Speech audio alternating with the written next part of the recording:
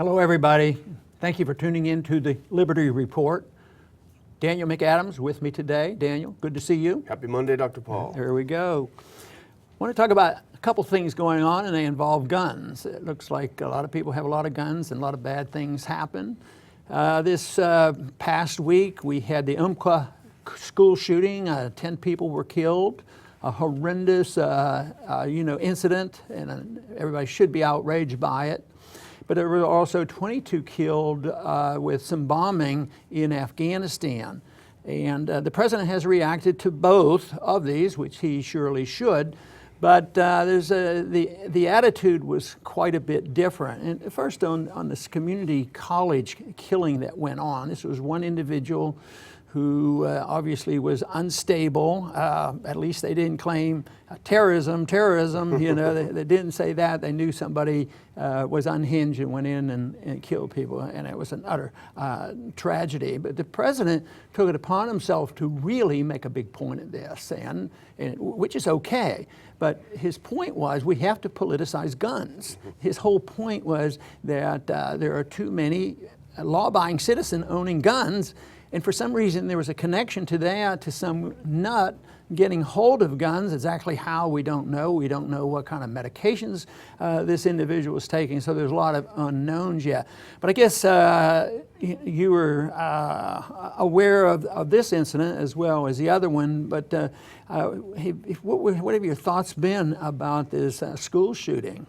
Yeah, it's interesting that, and I don't, I don't know if it's the case here, but in most of these shootings that we've seen so far, as you sort of suggested earlier, this kind of psychotropic drug medication has been involved. It may well come out that it was involved with this fellow's debilitation of his brain, but nobody calls for taking a look at these medications and see if they're causing these things. No, and the parents, I'm sure, have to be distraught, even though they did know there were some problems with their son. But the immediate reaction of the father, and he was on national television, is, if the government would just have more gun control, this wouldn't have happened. And it's hard to sort of critique a parent who just lost a son under these terrible circumstances. But why is it the government's response? I mean, there's no evidence to show that our government, if they'd have been more active taking away more guns from law-abiding citizens, that this problem could have been prevented. But what about the individuals? If a family has somebody who is unstable and mentally deranged, wouldn't they have some responsibilities too? I mean, to make sure everybody knew about it and make sure he had no access to guns. Who knows? Maybe he even got a gun from his own household, for all we know. Yeah, it's always the government's fault. Nobody wants to take responsibility for themselves, and there you have it. Yeah. The reaction by the president obviously was his position, and he was blunt. Let's politicize this. This is it. People have been killed, and we have to do something about it. But the other incident, a couple days after that, on the weekend on October 3rd, there were some more killings. Not our guns, but our bombs, but they were weapons, and guns and bombs are all weapons. But 22 people were killed. And at our hand, they were our bombs. Oh, well, we made a mistake. Let's don't politicize this. Yeah, they're not going to politicize this, and collateral damage. Yeah. So this is not a big deal, and this is wartime. And it's interesting to note that it seems to be less cautious when we're in countries on how we treat the local people and what we do with weapons.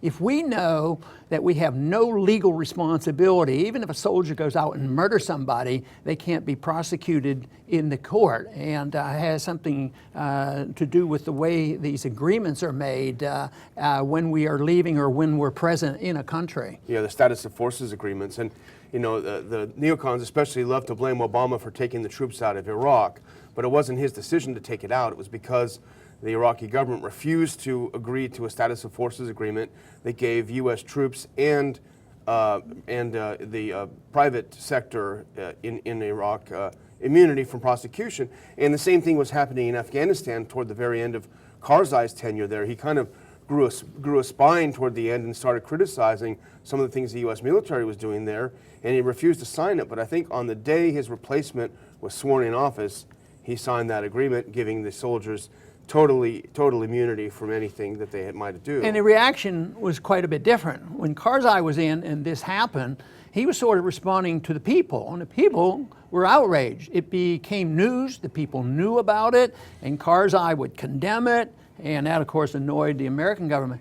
At this time, they said there was essentially no complaints. It wasn't on the news. There were no demonstration, and President Ghani, who did sign this status of forces agreement, he says, well, I understand how this happened, because the livelihood, their political livelihood, depends on us being there, so they want us there.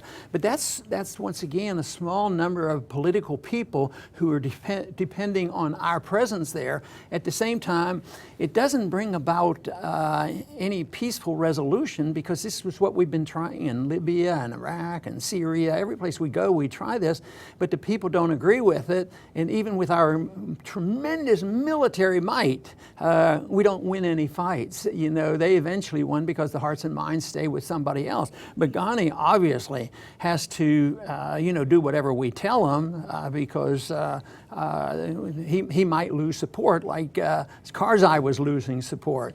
So I think a lot of people don't even realize that we sign these agreements where there's no responsibility. Yeah, what a moral hazard. Yeah. It reminds me of what you've always said, you're all for gun control, control of government's guns. And this is looking at the two situations. And if you look at these two situations, what Obama wants to do domestically is take more guns away from law-abiding citizens, more regulations, with no evidence that this is going to do very much. And a lot of people argue, and the argument goes back and forth, that concealed carry laws don't help diminish crime.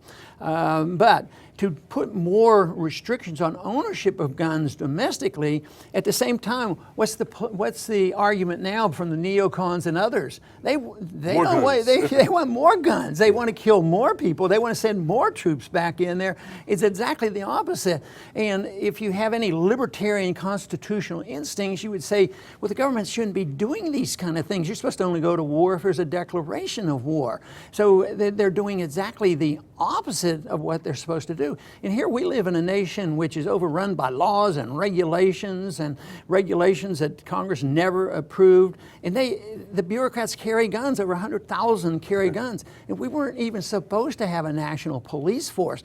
So, but a liberal never complains about guns. I think liberals, the anti-gun liberals, are so pro-gun. It's just that they want to control the people who control the guns, so they can direct the guns from the bureaucrats, or if they want to use the guns overseas to do certain things. So I think it's all mixed up, and I'd like to see more controls of guns and bombs. And I don't think we even need a new law. All we have to do is have moral people willing to say, what right do we have to interfere in other people's business overseas, but also the Constitution. We have no legal constitutional authority. Matter of fact, most of the time we don't even get the legal authority from the United Nations or whatever, and we don't even pretend to do that. Then we just march on, then we wonder why we have enemies who would like to attack us. Yeah, exactly. So it's a mess, but I don't think it's going to go away easily, because this battle keeps going on. And I think that one thing that was fascinating to me was the fact that we warned Russia, don't ever kill any civilians now. The day before this happened. So then we wonder how we lose credibility, and I think we do lose credibility over that we pretend that we know so much, but we don't hear anything really in the news about reform of our foreign policy, but just listen to the media about how we can crack down on the Second Amendment. If we could just get rid of that Second Amendment, we'd have no more violence in our city. So I don't quite believe that.